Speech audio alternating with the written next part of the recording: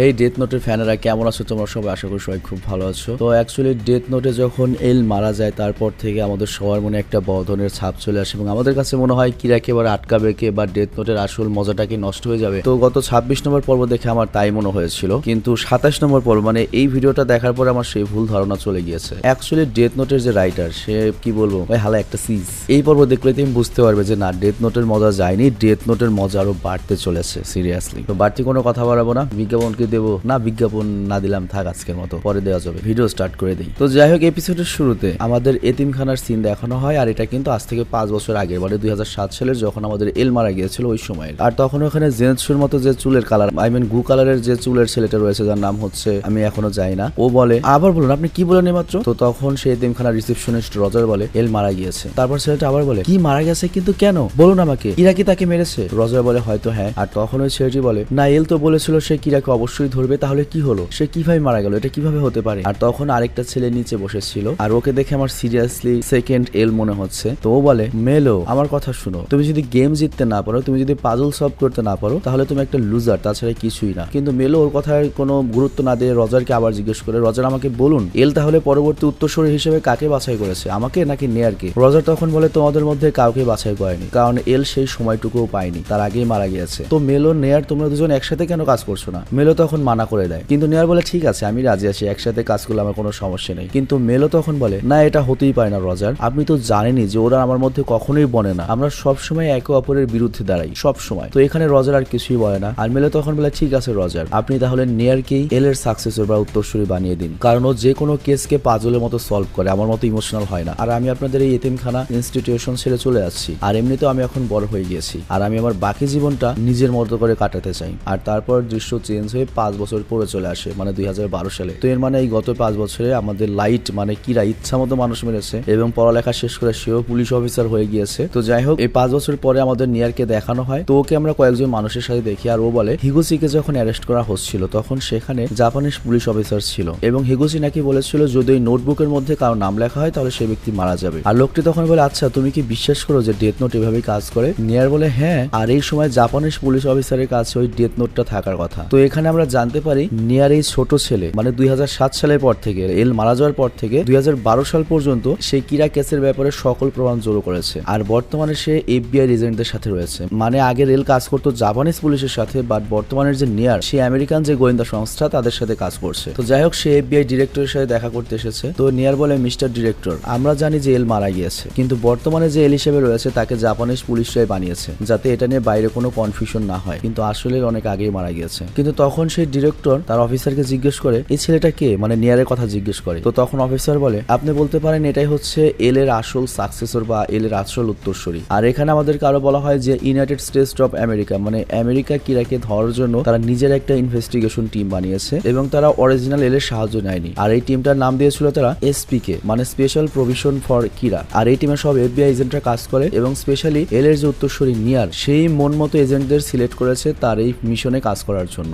বিষয়টা আমি শর্টকাটে বুঝিয়ে বলি, বর্তমানে জেল রয়েছে সেটা তো আমাদের লাইট আমরা সবাই জানি, আর এটা নিয়ারও জানে। তো এই জন্য করেছে কি নিজে একটা টিম বানিয়েছে জাপানিজ পুলিশের সাথে নয়, আমেরিকান পুলিশদের সাথে বা আমেরিকান গোয়েন্দা সংস্থার সাথে। আর এরপর আমরা লাইটের বাড়ির সিন দেখতে পাই, আর এখানে মনসুরা লাইট আর মিশা বসেছিল। তো মনসুরা বলে ইন্টারনেটে যে ক্রিমিনালদের নাম পোস্ট করা হচ্ছে কিরা তাদেরকেই মেরে ফেলবে, হয়তো তাদের মরে যাওয়া উচিত, আবার এমনটা নাও হতে পারে। আর লাইট তখন বলা শুরু করে দেখুন পৃথিবী এখন ভালো মানুষদের জন্য তো ভালো হচ্ছে, আমার মনে হয় এখনো অনেক লোক আছে যারা এটা মানে যে এটা হওয়া উচিত। আর তারপর লাইট মনে মনে বলে কিছুদিনের মধ্যে সব মানুষই এমন ভাববে। আর তখনই সেখানে লাইটের ছোট বোন সায়ো চলে এসেছে যে গত 5 বছর অনেক বড় হয়ে গিয়েছে। আর মনসুরা তাকে দেখে একটু খুশি হয়ে যায়, রোমান্টিক ছেলে আমাদের। আর সে লাইটের বোনের সাথে ফ্লার্ট করার চেষ্টা করে, কিন্তু সায়ুর বাবা বলে চিন্তা করো না, আমাদের মেয়েকে কোনো গোয়েন্দার সাথে বা পুলিশের সাথে বিয়ে দেবো না। তো এটা শুনে মনসুরা বেচারার মনটা খারাপ হয়ে যায়। আর মনসুরা তখন বলে আপনারা আমাকে একটা চান্সও দিলেন না। আর তখন লাইটের বোন বলে সমস্যা নেই মিস্টার মনসুরা, আপনি অনেক ভালো হ্যান্ডসাম, কিন্তু আপনার একটু বয়স বেশি, আপনার বয়স যদি তার একটু কম হতো আমি নিশ্চয়ই আপনার সাথে যেতাম। তো মনসুরা এখন পুরোপুরি মনে করো যে ল্যাটা কাটা হয়ে যায়। আর লাইট বলে চমৎকার, আমার বোনও শিখে গিয়েছে কিভাবে কথা বলতে হয়, এবং পার্সোনালি এই পর্বের এই পার্টটা আমার সবচেয়ে বেশি ভালো লেগেছে। তো যাই হোক, এরপর চিপের কাছে আইজাবার কল আসে এবং বলে একটা বড় ধরনের ঘটনা ঘটে গিয়েছে, এই জন্য সবাই আর্জেন্টলি হেডকোয়ার্টারে যায়। তো গাড়িতে লাইট জিজ্ঞেস করে কেউ কি কিডন্যাপ হয়েছে? চিপ বলে হ্যাঁ, আমাদের ডিরেক্টর টাকি মোড়ো, কিন্তু আমরা জানতে পাইনি তাকে কে কিডন্যাপ করেছে। তো মনসুরা বলে এই কিরা কেসটাই কি কম ছিল,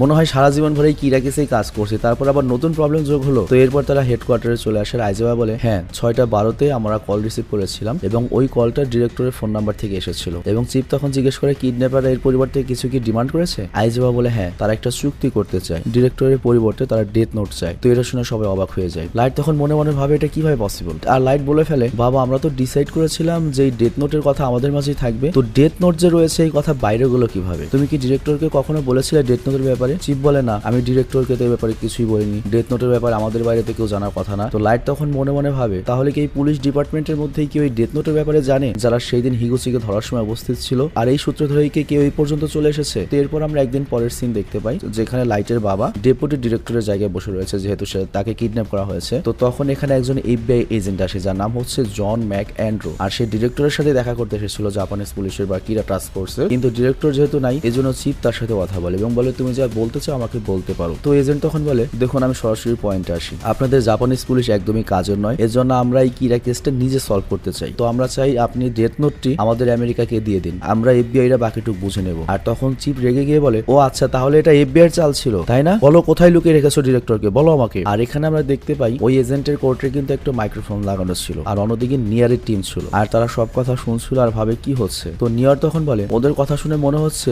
যে ওদের ডিরেক্টরকে কেউ কিডন্যাপ করেছে। মানে এখানে আমরা স্পষ্ট বুঝতে পারি যে আসলে নিয়াররা বা FBI ডিরেক্টরকে কিডন্যাপ করেনি বা ওটা ওরা জানতো না। তো নিয়ার তখন বলে কমান্ডার এজেন্টকে বলতে বলো যে আমরা ডিরেক্টরকে বাঁচাতে ওনাদের হেল্প করবো, পাশাপাশি অপরাধীকেও ধরবো। তো এরপর নিউ অর্ডারটা এজেন্টকে দেওয়া হয় আর সে আমাদের চিফকে বলে যে আপনাদের ডিরেক্টরকে ধরতে আমরা সাহায্য করব। আর এরপরের যে সিনটা সেটা দেখে আমি পুরো শকড হয়ে যাই। আমরা দেখি সেই মেলো মানে নিয়ারের যে প্রতিদ্বন্দ্বী সে এখন ফাইনালি একটা মাফিয়া গ্যাং এ যোগ দিয়েছে কিংবা মাফিয়া গ্যাং এর একটা লিডারই হয়েছে, যাই হোক সেই মূলত ডিরেক্টরকে কিডন্যাপ করেছে এবং ও ওর মধ্যে ইনভেস্টিগেট করতে করতে এই পর্যন্ত এসেছে আর কি। তো ডিরেক্টরকে ডেথ নোটের ব্যাপারে জিজ্ঞেস করেন, সাথে এটাও জেনে নেয় যে কিরা টাস্ক ফোর্সে কে কে কাজ করছিল এল এর সাথে, যেমন সই আগামী মানে লাইটের বাবা, মোগে মনসুর, আইজাবা। ডিরেক্টর বলে হ্যাঁ, তবে তার সাথেও আর একজন ছিল যার নাম মকিতা, কিন্তু সে এই কিরা মিশনে মারা গিয়েছে, কিরাই তাকে মেরেছে। কিন্তু আমি ডেথ নোট ওদের কাছে আছে কি না আছে এটা আমি জানি না, আর এটা কিন্তু তোমরাও জানো যে ডেথ নোটের ব্যাপারটা কিন্তু ডিরেক্টরকে বলা হয়নি। তো এই কথা শুনে তখন ওই মাফিয়ার একজন বলে তার মানে ডিরেক্টর তুমি বলতে চাচ্ছ তুমি ডেথ নোটের ব্যাপারে কিছুই জানো না, তার মানে জাপানিজ পুলিশ তো সত্যিই মূল্যহীন, তুমি ওদের লিডার কিন্তু তুমি এই সম্পর্কে কিছু জানো না। আর মেলো তখন বলে আচ্ছা এল এর টিমে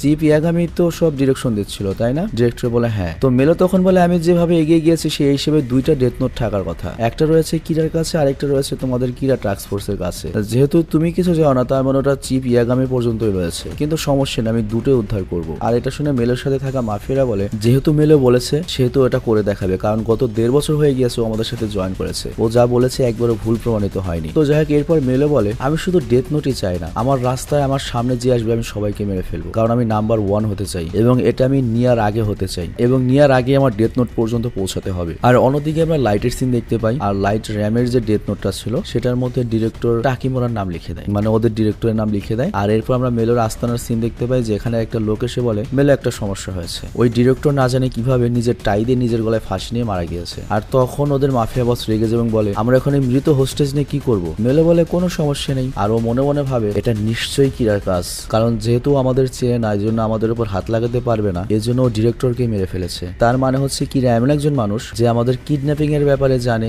এবং ওই টাস্ক ফোর্সে রয়েছে, তা না হলে কিডন্যাপিং এর ব্যাপার তো বাইরে যাওয়ার কথা নয় আর ডিরেক্টরকেও তো যে কেউ চেনার কথা নয়। তো আমাকে কিরাকে পেতে হলে বা ডেথ নোট পেতে হলে ওই টাস্ক ফোর্সের কাউকেই কিডন্যাপ করতে হবে। তো মেলো তখন বলে তাহলে আমরা এখন চিফ ইয়াগামির মেয়ে সায়ুকে কিডন্যাপ করবো। আর অন্যদিকে আমাদের লাইটের অ্যাপার্টমেন্টের সিন দেখানো হয় আর তারা সেখানে হেডকোয়ার্টার সেট আপ করে রেখেছে। তো এখানে চিফ করে কেউ FBI এজেন্টের নাম বের করে যার অরিজিনাল নাম হচ্ছে র্যালি কনার্স, আর সে বলে এর মানে সে আসল এজেন্ট, আসল FBI এজেন্ট। আর সে কিন্তু আমাদের একটা অফার দিয়ে রেখেছে যে ডিরেক্টর টাকিমোরাকে খুঁজে বের করতে সাহায্য করবে। আমার মনে হয় ওর উপর আমরা ভরসা করতেই পারি। কিন্তু লাইট মনে মনে বলে এতক্ষণ তো ডিরেক্টর মারা যাওয়ার কথা, এখনো পর্যন্ত কিডন্যাপাররা কোনো তথ্য দিচ্ছে না কেন, তার মানে ওরা এত তাড়াতাড়ি হার মেনে নেয়নি। মানে এখানে লাইটের প্ল্যানটা বলি, যদি ডিরেক্টরকেই মেরে ফেলে তাহলে তো আর ডেথ নোট দেওয়ার কোনো প্রয়োজনই পড়লো না, ডেথ নোটটা ওদের কাছে থেকে গেল। লাইট চায় না কোনোভাবে ডেথ নোটটা অন্য কারো হাতে যায়। তো যাই হোক লাইট তখন বলে ওঠে বাবা শুনুন, ডিরেক্টর যেহেতু ডেথ নোটের ব্যাপারে কিছু জানে না, কিন্তু সেটা কিন্তু জানে যে এল কার কার সাথে কাজ করছিল। তো ওই কিডন্যাপাররা যেহেতু ডিরেক্টরকে নিয়ে গিয়ে ডেথ নোট ডিমান্ড করেছে, এর মানে তারা ওই ডেথ নোট পাওয়ার জন্য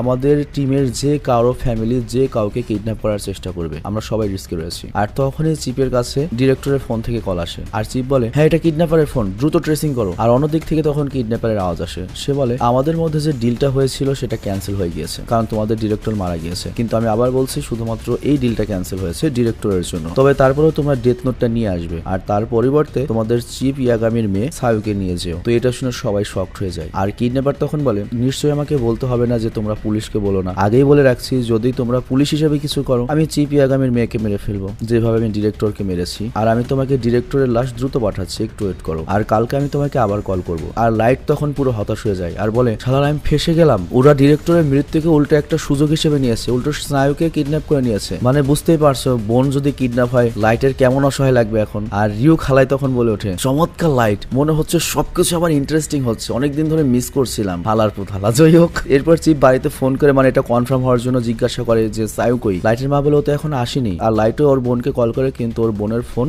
রাস্তায় পড়েছিল। আর লাইট তখন আর চুপ থাকতে পারে না, ও বলে আমার মনে হয় কিরাই ডিরেক্টরকে মেরে ফেলেছে, কিডন্যাপাররা নয়। আর কারণ আপনারাই ভাবুন কিরা তো এমন মানুষ, সে চাইবে ডেথ নোট কোনো খারাপ মানুষের কাছে না যাক, কারণ কিরা নিজেকে মানুষের দেবতা ভাবে আর এই জন্য সে এটা করেছে। যদি কিরাই ডিরেক্টরকে মেরে থাকে এর মানে নিশ্চয়ই তারা এই ইনফরমেশন আমাদের পুলিশ ডিপার্টমেন্ট থেকেই পেয়েছে। আর সবচেয়ে বেশি ভালো হবে যদি এই ইনভেস্টিগেশন আমরা নিজেরা করি, আমরা বাইরের কাউকে কিছু বলবো না, আমরা সায়ুকে উদ্ধার করবো, তা না হলে কিন্তু সায়ু মারা যেতে পারে। আর এদিকে নিয়ার তো জেনে গিয়েছে যে ডিরেক্টরকে কিডন্যাপ করা হয়েছে এবং তারপর সেই খবরটাও পেয়ে যায় যে তাকে মেরে ফেলা হয়েছে। তো নিয়ার যখন এই খবর শুনে যে ডিরেক্টরকে কিডন্যাপ করা হয়েছে তারপর মেরে ফেলা হয়েছে, তো নিয়ার জিজ্ঞেস করে কে মেরেছে। তো এজেন্ট তখন বলে কে মেরেছে মানে কিডন্যাপাররাই মেরেছে। আর অন্যজন বলে এটাও ভাবতে পারো কিরাও মারতে পারে। নিয়ার তখন বলে দেখো কিডন্যাপাররা ভালো মতোই জানে ওরা যাদের কিডন্যাপ করেছে তাদের দিয়েই তো তাদের ডিমান্ডকৃত জিনিসটা নেবে। তো ওই কিডন্যাপকৃত ব্যক্তি যদি মারা যায় তাহলে ওরা নোটবুক নেবে কিভাবে। তো এখানে কিডন্যাপাররাই যে ডিরেক্টরকে মেরেছে এটার চান্স খুব কম। আর যদি কিরাই তাকে মেরে থাকে তাহলে আমার কথা শোনো কমান্ডার রেস্টার, তুমি কি এর খোঁজ বের করতে পারবে এই ছেলেটা আজকাল কোথায় রয়েছে। রেস্টার তখন বলে না,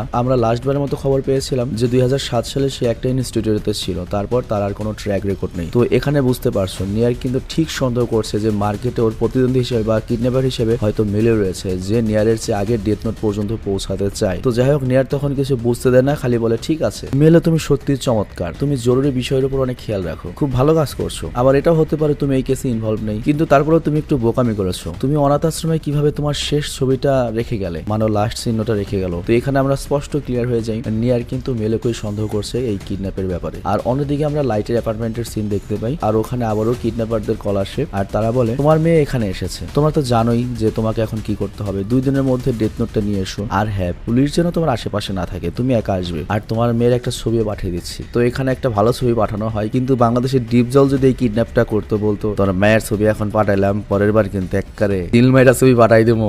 তো যাই হোক তখন চিফ উঠে দাঁড়িয়ে বলে আমি ডেথ নোট নিয়ে এখনো লস অ্যাঞ্জেলেসে যাচ্ছি, তারপর যা হবে হবে, এর পুরো রেসপন্সিবিলিটি আমি নিচ্ছি। লাইট তখন বলে বাবা দাঁড়াও, এত তাড়াহুড়ো আমরা করতে পারি না, আমাদের একটা প্ল্যান বানাতে হবে। চিফ বলে না, আমাকে 2 দিনের মধ্যে লস অ্যাঞ্জেলেসে পৌঁছাতে হবে। মানে বুঝতে পারছো জাপান থেকে লস অ্যাঞ্জেলেস কত দূরে, জাপান টু আমেরিকা। তো এর মানে কিডন্যাপাররা আমেরিকাতে রয়েছে, কিন্তু আমি বুঝলাম না কিডন্যাপ করে একজনকে জাপান থেকে কিভাবে আমেরিকা নিয়ে যাবে, এটা কেমনে পসিবল। তো যাই হোক এখানে চিফ বলে আমার কাছে একদমই সময় নেই। আর এরপর আমরা আবারও নিয়ারের সিন দেখতে পাই আর এখানে এফবিআই ডিরেক্টরটাও ছিল এবং সে বলে তুমি কিভাবে বলছো যে কিরাই জাপানিজ টাস্ক ফোর্সের ডিরেক্টরকে মেরেছে। নিয়ার বলে আমি তো বলিনি মেরেছে, আমি বলেছি এটা হতে পারে। আর যদি এটা হয়ে থাকে তার মানে কিরা এই ইনফরমেশন জাপানিজ পুলিশ থেকেই পেয়েছে, তার মানে জাপানিজ পুলিশদের মধ্যেই কিরা রয়েছে। তাছাড়া তো কিরার জানার কথা না যে ডিরেক্টর কিডন্যাপ হয়েছে কিংবা ডিরেক্টরের জন্য ডেথ নোট রিস্ক রয়েছে কিংবা ডিরেক্টরের নাম জানবে কিভাবে, ডিরেক্টরের চেহারা জানবে কিভাবে। তো কিরা অবশ্যই পুলিশের মধ্যে রয়েছে, মানে নিয়ারও ভাই খুব মেধাবী। আর তখনই এফবিআই ডিরেক্টরের কাছে এল এর কল আসে, ইয়েস আমাদের লাইটের কল আসে। আর ডিরেক্টর তখন বলে জাপানিজ পুলিশ থেকে এখনকার এল ফোন করেছে। তো লাইট তখন বলে ডিরেক্টর আমি শুনেছি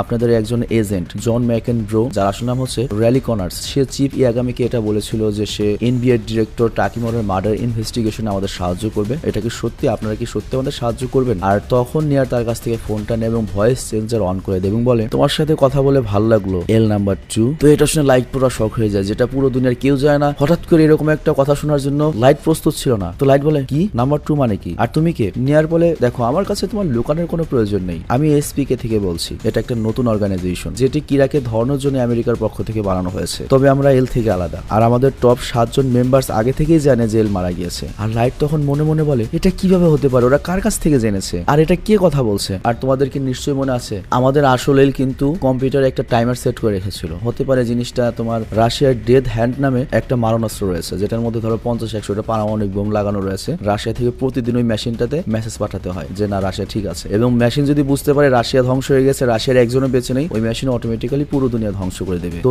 এল এর সম্ভবত ওই ধরনের কোন একটা টাইমার সেট করে রেখেছিল এবং সেই অনুযায়ী হয়তো নিয়ারের কাছে এল এর সব তথ্য চলে গেছে। মানে তোমরা তো জানো, ওটা জাস্ট আমি এক্সপ্লেন করলাম। তো যাই হোক এল তো ভাবছে যে ও কার কাছ থেকে জানতে পারে, কে বলেছে, এটা তো পুরো দুনিয়ার কাছে গোপন। আর নিয়ার তখন বলে দেখো আমি এখন এসপিকের সেন্টারে ফিউচারে রয়েছি, আর তুমি আমাকে সংক্ষেপে এন্ড বলতে পারো। লাইট তখন মনে মনে বলে এই লোকটি মজা করছে নাকি, কিন্তু না, এরকম অনুভূতি আমার গত 5 বছরও হয়নি। এটা তো একটা অদ্ভুত অনুভূতি। আর লাইট তখন ফিল করে ও এখনো এলের সাথে চেইন দিয়ে বাঁধা রয়েছে। আর এখানে এপিসোড নম্বর 27 শেষ হয়ে যায়। তো বুঝতে পারছো ডেথ নোট আবার ইন্টারেস্টিং হচ্ছে সিরিয়াসলি। এবং ডেথ নোটের যে রাইটার তাসুগুমি ওহাবা এবং তাশেগি ওপাটা, তারা আসলে একটা মাল ভাই সিরিয়াসলি। তো যাই হোক, আমি বিদায় নিচ্ছি। ভালো থেকে সুস্থ থেকো, টেক কেয়ার, আল্লাহ হাফিজ।